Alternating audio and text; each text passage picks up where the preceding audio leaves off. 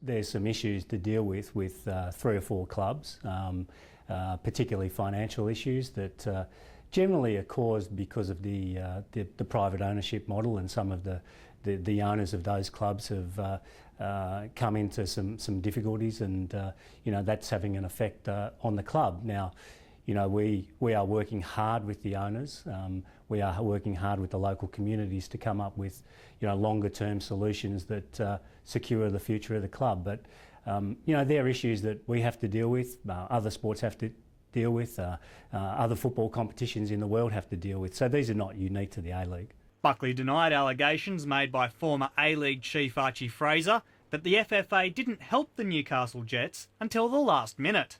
Now, we've been aware that Newcastle has had some issues, over the course of the last 6 months, but those issues haven't been as I guess pressing or immediate as they have been in the last few weeks, and the club has been able to pay the bills and been able to pay the players and been able to deal with them, and the FFA did assist the club to some degree over the course of the last 6 months. Ben, the FFA is essentially bankrolling 3 A-League teams. How long can Frank Lowy keep propping up this competition?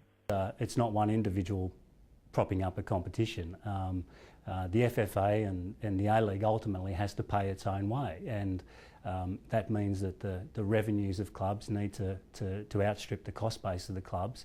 And I guess in some clubs, and that gap at the moment is causing financial stress. So I think longer term we have to make sure that we get the balance between revenue and costs back into proportion.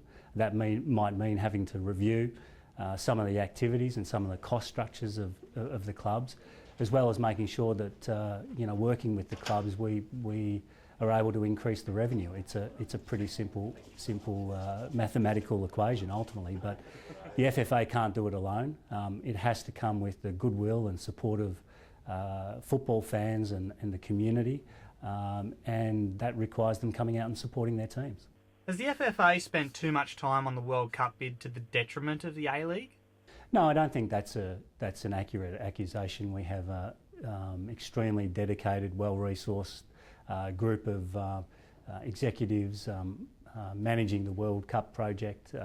Clearly it does take up some time and significant time of the board, and in particular the chairman and myself as the CEO, but we have a very capable A-League staff. They're supported by very capable and senior executives across the organisation, and we spend an enormous amount of time focused on the A-League, and it probably takes up more focus and more attention and more resources than any other sector of what we're involved in. The FFA boss also knocked back suggestions the A-League could suffer if Australia doesn't win the World Cup in 2022. Clearly it will have a profound effect on the success of football, and that will translate into the A-League over a period of time if we are successful. But in the short term, if we aren't, well, the fundamentals again don't change. The A-League is only 5 years old, into its 6 years.